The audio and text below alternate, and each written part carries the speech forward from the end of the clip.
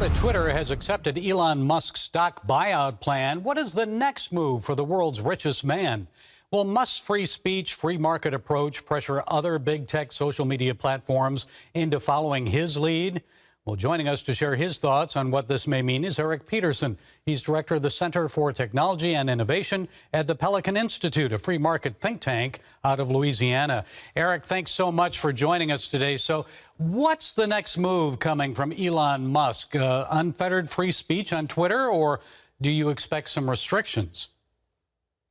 I don't know that anybody knows exactly what Elon Musk's next move is, maybe even including Elon Musk. But I definitely think what you're going to start seeing from Twitter is perhaps a rethinking of both their business model and their content moderation policies. Twitter has been stagnant for quite some time, not adding new users, not adding new revenue, which is probably one of the reasons that people decided to take Musk's offer. But from all the tweets that he's been sending out, I certainly think we're going to see a change in Twitter from their content moderation policies, which have shifted drastically from being the free speech wing of the free speech party when Twitter was founded over a decade ago. Yes, a lot of people think it's just all about free speech, but I think Musk actually wants to make some money and turn things around for Twitter. So many people expect smooth sailing for Musk and Twitter, yet I saw a report about a proposed law in Great Britain that would require social media companies to censor content that the government deems to be harmful. Your thoughts on that? How might that foil Musk's plans for Twitter in England? Yeah, I think it's one of the big questions that we have around all these big social media platforms that are operating in lots of different countries, because America is exceptional when it comes to its First Amendment and its free speech principles. The European Union has been making some threats towards Twitter as well, that perhaps they won't allow them if they don't change their content moderation policies. So it's something that Elon Musk is going to have to deal with. And it'll be interesting to see if he knew quite what he got himself into, because when he bought Twitter. Well, let's expand on that a little bit, because I know many of the people controlling the levers of power around the world don't like speech that challenges their narratives or their agendas. It seems they're doing all they can to stop this free speech movement. So we could see people in many countries prevented from accessing Twitter, as you mentioned, the EU. So how likely is it that other governments beyond the EU may follow Britain's lead, place Chinese communist-like restrictions on speech? How about elsewhere? Yeah, I mean, it's a good question, right? Obviously, right, these services aren't available in China, right? One of the largest markets, because of the free speech, sort of implications of them.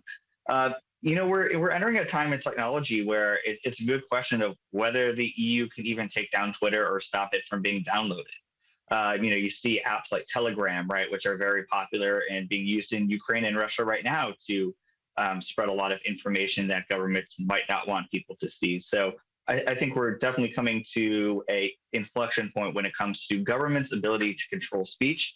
And I think that's one of the reasons that Musk bought Twitter. I think he, believes that government should take a really light touch to any sort of content moderation or free speech restrictions. And I think he's going to continue to fight across the world on those principles. Well, let's get into politics a little bit, because we know the big tech companies have funneled hundreds of thousands of dollars to Democrats in this country in hopes of influencing law and policy. They also restricted news about Hunter Biden's laptop just before the 2020 presidential election. Musk calls that incredibly inappropriate. A media research poll found that I think about 17% of Biden voters said they'd not have voted for him if they had known more about key issues that went unreported or censored. So how might Musk have an impact on the dissemination of information and news coming into the upcoming 2022 midterm and the 2024 general elections? Yeah, I would say, right, when these social media platforms started, they had a much wider breadth of what people were allowed to post on them. And as the companies sort of matured and they were brought in for congressional hearings, I think a lot of the political pressure on them has got them acting much more like traditional media companies, right? That, Facebook and Twitter weren't the only people that weren't reporting on that story. But I think somebody like Musk, who has sort of a heterodox opinion, from even a lot of those people in Silicon Valley, will sort of show an alternative model where perhaps that not all the big tech companies are in line when it comes to what's allowed on their platform and who they support politically or just how their companies run. And quickly, Eric, what role should the U.S. government take in this battle? What should our Congress and president do?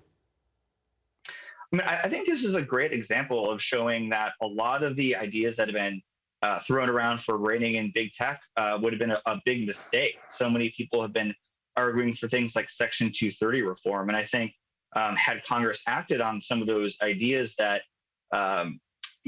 Twitter might not become the open place that it is today. What we really need is a marketplace of ideas and a marketplace in competition. And I think we're going to see with this that things are going to change pretty drastically in the tech world like they have for the last 20 years. Okay, free speech and free markets. Eric Peterson, Director of the Center for Technology and Innovation at the Pelican Institute. Thank you, Eric, for sharing your time and insights. We appreciate it. Thank you for having me.